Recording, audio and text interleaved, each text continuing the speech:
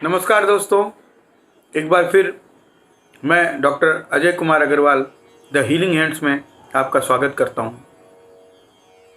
पिछले वीडियो में मैंने आपको बताया कि जो 3 तरह के आक्रमण होते हैं उसमें सबसे पहला आक्रमण है विचारों का अधिक दबदबाव। इसी दौरान एक क्वेश्चन आया कि ये विचार जो हैं इसको निकालने का उपाय क्या है, हम इन विचारों से मुक्त कैसे हो सकते हैं। लेकिन कुदरत ने हमें एक ऐसी चीज़ दी है जिसके द्वारा हम अपने विचारों को अपने सबकॉन्शियस माइंड से खाली कर सकते हैं। वो क्या है? वो है नींद।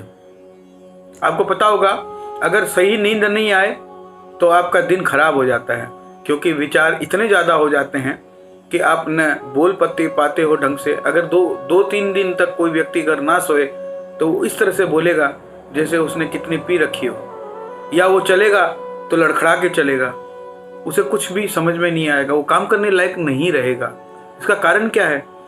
क्योंकि नींद की 3 अवस्थाएं होती है। पहली अवस्था जागृतावस्था, दूसरी स्वप्नावस्था, तीसरी सुषुप्तावस्था और उसके बाद फिर से स्वप्नावस्था और जागृतावस्था। इस फेजेस में हम सोते हैं। अब देखिए, जब जागृतावस्था में है, हम लेटे हुए हैं, तो उस वक्त हमारे अंदर विचार आता है। अगर हम व्यापारी है कि भाई आज माल नहीं आया या फलाना का पेमेंट नहीं आया, हम उसे सॉल्व करते हैं। ठीक है, कल आ जाएगा, माल नहीं आया कल मंगा लेंगे, ये कर लेंगे वो कर लेंगे। वो पॉजिटिव थिंकिंग के साथ वो सो जाता है, यानी कि वो सपनावस्था में जाता है। और उस वक्त उसके सबकॉन्शियस माइंड में जितने विचार हैं वो एक एक करके पिक्चराइज रूप में बाहर निकलते हैं, एक छवि के रूप में बाहर निकलते हैं। हालांकि हमें उसका अनुभव नहीं होता है, हम नहीं जानते हैं कि किस तरह विचार निकलते हैं। लेकिन स्वप्नावस्था अति आवश्यक है। और स्वप्नावस्था के बाद हम सुषुप्तावस्था में जाते हैं, जहां हमारा ब्रेन वगैरह कुछ काम नहीं करता है, खाली सबकॉन्शियस माइंड काम करता है, ताकि हमारे बॉडी के सारे ऑर्गन काम करते रहे। उस वक्त हमें पता ही नहीं चलता, मच्छर भी आगे काट जाए तो हमें बिल्कुल भी, क्योंकि वो एक ऐसी स्थिति है जहां आत्मा का मिलन परमात्मा से होता है। उस समय हम बहुत ज़्यादा एनर्जी ग्रैब करते हैं ब्रह्मांड से।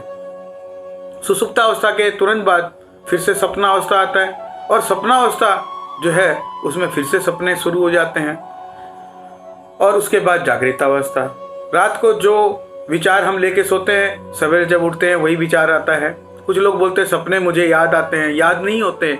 जब आप स्वप्नावस्था से बाहर निकलने से पहले ही आपको कोई अगर उठा देता है तो कुछ समय 1 मिनट 1.5 मिनट का सपना आपको याद रहता है, और उस समय आपको लगता है कि मुझे सपना आ रहा था।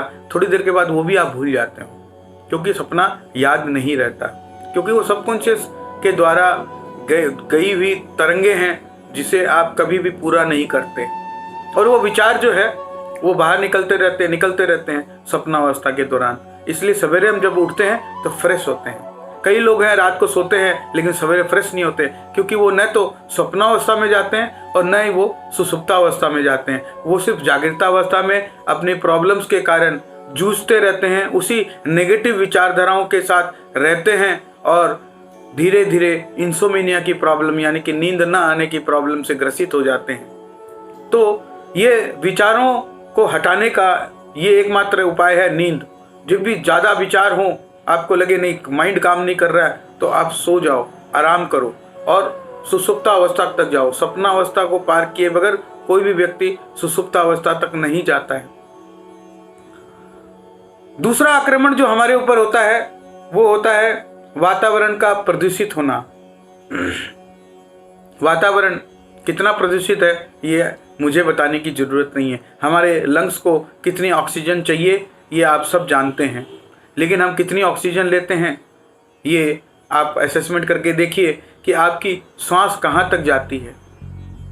अगर आप पूछें कि श्वास कहाँ तक जानी चाहिए, तो श्वास रियल मायने में अगर कोई श्वास लेता है तो वो एक छोटा बच्चा है जो 2 महीने 3 महीने का है। जब वो सोता है तो उसका कौन सा अंग हिलता है? पेट ऊपर नीचे होता है, गुब्बारे की तरह उसका पेट फूलता है। उसके पता ही नहीं चलता कि लंग्स कहाँ हैं, छाती उसकी हिलती नहीं है। लेकिन आज हम जब सोते हैं तो हम छाती फूलती है हमारी, लेकिन नाभि तक सांस नहीं जाती। ये सबसे बड़ी एक विडंबना है। अगर योग प्राणायाम करते हैं तो श्वास जो है नाभि तक जानी अति आवश्यक है। और नाभि तक जाने का मतलब है 100% श्वास हमने ली है, चाहे कितनी % ऑक्सीजन हमने ली, लेकिन श्वास हमने 100% ली है। और उसमें से 80% नीचे जाती है और 20% हमारे मस्तिष्क की ओर जाती है। और मस्तिष्क में जब ऑक्सीजन मिलती है तो हमारे न्यूरॉन्स सही ढंग से काम करते हैं। लेकिन यहाँ क्या होता है, हम सांस उल्टी लेते हैं, कहाँ गले तक सांस जाती है, नीचे पता ही नहीं चलता है। कोई बोलता है हमारी सांस यहाँ तक जाती है। हमने अपने जीवन में हजारों स्टूडेंट्स को रेकी सिखाई है, प्राणिक हीलिंग सिखाई है, इजिप्शियन कार्तस सिखाया है, और भी कई NLP सिखाई, और भी कई पद्धतियाँ सिखाई है। हमने अपने जीवन में आज तक बहुत कम लोग ऐसे देखे हैं जिन्होंने कहा कि मेरी सांस नाभि तक जाती है। ऐसे बहुत विरले योगी होंगे। अगर आप आज चाहो तो आप योगी बन सकते हो, लेकिन आपको सांस लेने का तरीका आना जरूरी है। सांस जब आप लेते हो, आपकी सांस नाभि तक जाए, इसका पूरा ध्यान रखें। भले ही आप प्रैक्टिस करो, जब आपकी सांस अंदर जाती है, दिन भर में 5-7 मिनट प्रैक्टिस करो कि आपका पेट फूले। जब आपकी सांस बाहर निकले तो पेट अंदर जाए। जब आप प्रैक्टिस करना शुरू करोगे तो धीरे धीरे आपकी सांस नाभि तक जानी शुरू हो जाएगी। तो जितनी ऑक्सीजन आपके पूरे शरीर में जाएगी, नाभि तक जाने का मतलब है आपकी शरीर के अंदर में, आपके सूक्ष्म शरीर में जो 7 चक्र है, 20% जब ऊपर गई तो सहस्त्रार चक्र, आज्ञा चक्र, विशुद्ध चक्र, तीनों को एनर्जाइज किया। फिर उसके बाद हृदय चक्र, अनाहत चक्र जिसे कहते हैं, मणिपुर चक्र, स्वादिष्ठान चक्र और मूलाधार चक्र, उनको भी ऑक्सीजन मिलने के कारण वो भी एनर्जाइज हुए। जब चक्र हमारे बैलेंस्ड होंगे, चक्र एनर्जाइज होंगे, तो उन चक्रों द्वारा जो 5 तत्वों का पोषण कुदरत ने उनको जिम्मेदारी दी है, वो पोषण सही ढंग से होना आरंभ होगा।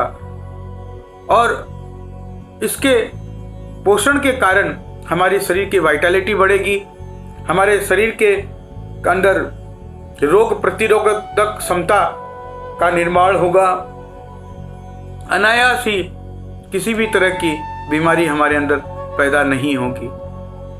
दोस्तों, पहला जो आक्रमण मैंने बताया पिछले वीडियो में, दूसरा आक्रमण मैंने आज बताया। अब हम चर्चा करेंगे तीसरे आक्रमण की, जो अगले वीडियो में मैं आपको बताऊंगा। तब तक के लिए धन्यवाद। Stay blessed. Thank you.